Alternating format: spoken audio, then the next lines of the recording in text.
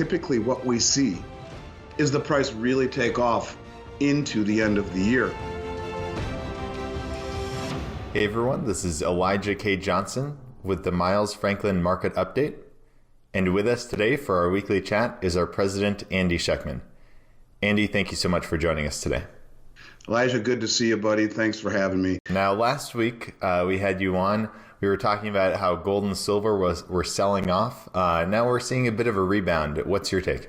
So, look, it's important to note that for the last 5 or 6 years, that gold has sold off into December. And a lot of it has to do with, balance sheets at the end of the year. And we've also seen over the last 5 or 6 years, really since 2015, December, is that the seasonality of December, getting into gold in December, has been really a good idea because typically what we see is the price really take off into the end of the year. It's been that way for 5 straight years. So I don't see any reason to believe this time is different. In fact, the fundamentals that are lined up are as strong as ever. So what you're saying is essentially this kind of price action leading into the end of year is actually pretty normal. Over the last 5 years, it's not only been normal, it's been very predictable. And this time more than ever. Because really what's different this time is the amount of people standing for delivery, which is very unusual. Elijah, we're seeing more gold and silver pulled off the exchange in 1 month than we typically see in a year. And this month was no difference, 95 tons of gold. Now, I'm not exactly sure how much silver will deliver for December, but suffice it to say, it's an extraordinary amount.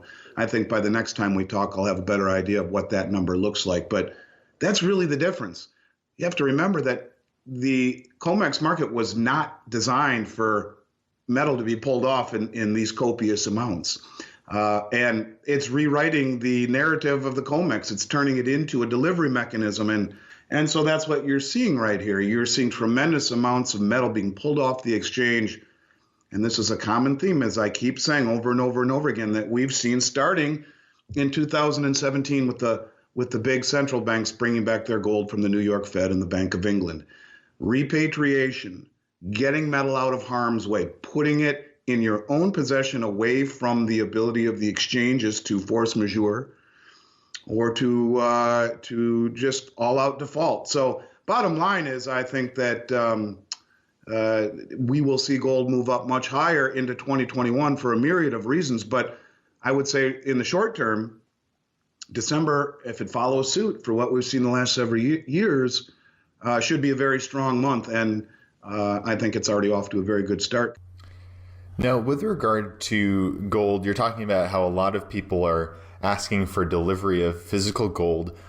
There's also been this interesting correlation, and a viewer is actually wanting to know about Bitcoin, right? And you when we were interviewing Rick Rule, you mentioned that some people are thinking that Bitcoin is replacing gold. Adam asks about how it seems like gold and silver have been declining, but Bitcoin has been rising. It's near all-time highs. So what is your take on that? Is there any negative correlation there? And also, what is your take on this thought that Bitcoin could replace gold? Well, let's just caveat this by saying I'm the wrong person to ask anything about Bitcoin, but I'll give you my take on it. For quite some time, actually, they've been very closely correlated, the movement of Bitcoin and gold, and then all of a sudden, there was a divergence. Now, I'm just going to put on my conspiratorial hat for just a moment. It wouldn't surprise me one bit that the bullion banks who are trying real hard to mitigate the rise in metal, to keep it all from leaving the exchanges, could very well spin a narrative that is adopted by the media. That is that Bitcoin is gold 2.0, that gold and silver are bad. But we know that's not true. I mean, look at it this way, Elijah. The drive down in the price of gold and silver is completely detached from what we're seeing in the physical market, and completely detached from the incredible amounts of metal that are being pulled off the exchanges. The people in the know, the wealthiest people in the world, we don't know who they are. Obviously, they're friends of people who make the rules because they know what's going on ahead of everyone else. They are pulling massive amounts of metal off the exchange as the price has been driven down. the correlation between price and people selling in physical is severed completely. Over the last month, we've hardly had anyone sell anything as the price went down. Quite to the contrary, our business seems to increase when the price goes down. It was a paper phenomenon, completely and totally 100%. So, look, if you spin a narrative that Bitcoin is good and gold and silver are bad, there are a lot of people who buy into that, a lot of people who listen to that. For me, gold and silver are wealth, belong in the base of your financial pyramid. Bitcoin is speculative. It belongs in the top 10% of your financial pyramid. I don't think that negative correlation is real, I guess is what I'm trying to say. I think they will both move in the same direction, opposite of a falling dollar. And the fact that they have detached here temporarily, I would argue, has more to do with the narrative being spun by the big money, trying to keep people from running to gold and silver, than it does anything. And when you take a step back and see what the most influential, well-funded, well-informed people in the world are doing as it relates to gold and silver, to say that gold and silver is a relic of days gone by and have no more use and people should just buy Bitcoin, I think is foolhardy. And let's just call a spade a spade. If the you-know-what hits the fan and things get really scary, if something were to happen with Bitcoin, if it were to collapse for whatever reason, and I think it's here to stay, by the way, but if it were to collapse, what do you have? Nothing. You have air. You have a mathematical formula, a series of digits in the ether. Gold has been money for 6,000 years. So I don't think you compare the two. I don't think you call Bitcoin gold 2.0. I think you look at Bitcoin as an investment, as a store of value, not as an alternative to gold, but maybe a complement. I just want everyone out there to know I don't look at gold and silver as an investment, Elijah. To me, it's wealth. It's been wealth for 6,000 years. And when I started Miles Franklin with my father, I tell this story all the time. The only rule he told me I had to follow was to buy something every 2 weeks. For 30 years, Elijah, I have never missed a 2-week period. In 30 years, ever. I have never missed a 2-week period to buy gold and silver because to me, it's my wealth. And if I had all of that Bitcoin, while I would be extremely happy at the performance, I would look at it more as a speculative investment and less as my wealth that has a time-tested track record. So I know that's a long, convoluted answer, but I'm not disparaging Bitcoin, only to say don't compare it to gold because it's not. Maybe it's a complement to a position in precious metals. That's a really good distinction there that some people miss with regard to gold being not an investment with wealth. People say gold is a terrible investment. Well, that's not the argument. It's that it's a store of value. Look, we're all aware of it going up in price. I'd be lying if I said I didn't. The price moves affect everyone. I get that. But if you look at it as wealth, as something you hope you never need to use, if you do, you're darn glad you have it. If not, you give it to your children, to a charity, to your nieces, to your nephews, whomever.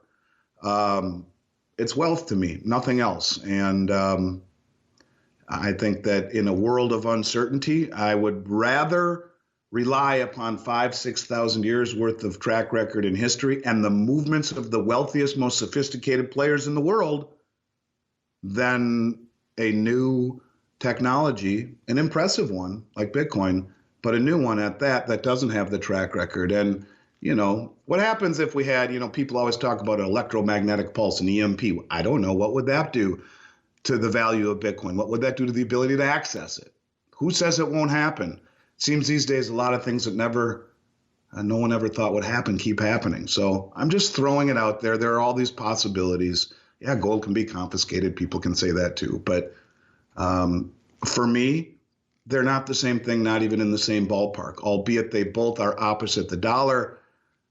The narrative is that, yeah, they're cut from the same cloth.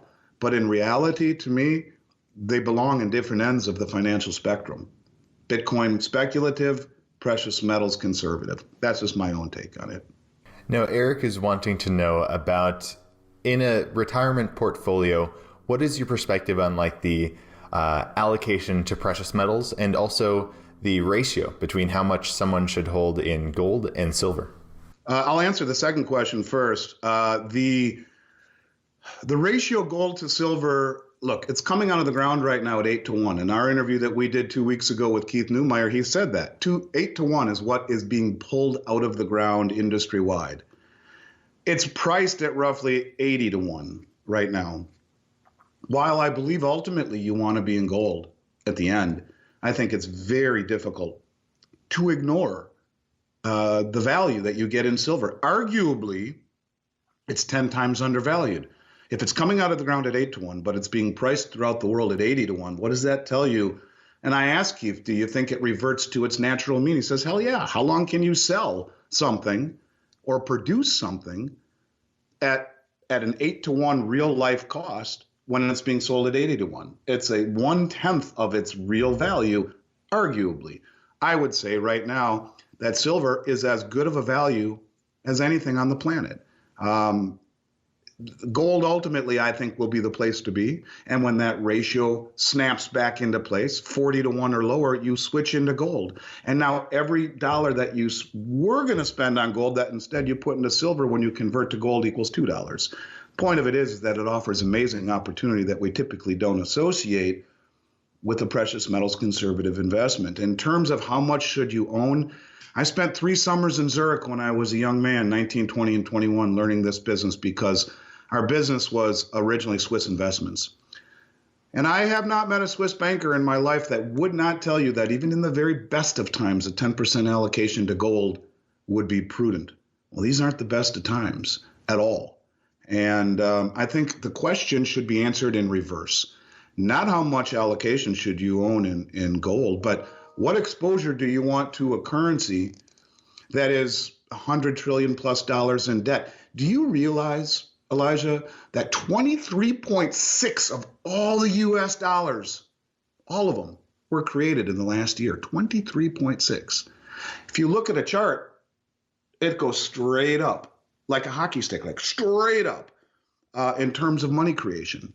So I think being in dollars right now and having all of your assets in dollars, this is the argument for Bitcoin too, having all of your assets in dollars is ridiculously foolhardy.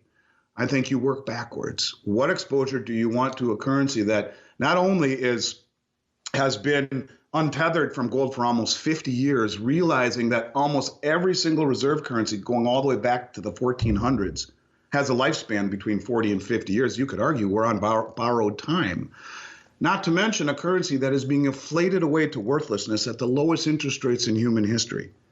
I think that number should be a lot higher than 10%. If I told you what I really believed, I'd probably lose my credibility. But let me just simply say this. Higher than anyone else in the financial realm would tell you you should have. But like I said, work backwards. Ask yourself that question. Do you feel comfortable having all your assets in a country or in a currency that is so horribly indebted? What happens when interest rates rise? What happens if, heaven forbid, foreigners start to dump our dollars and our bonds? It's a whole different question at that point. So I think minimum, Elijah, minimum 25% right now, minimum. And I could argue much higher. So anyways, bottom line is ask yourself the question in reverse. And from there, I think it becomes an easier question to answer. It's a personal question at that. It's definitely different for every person. And moving to our last viewer's question, they're wanting to know about essentially when gold becomes overvalued, what should people move into next for cash flow and generational wealth preservation?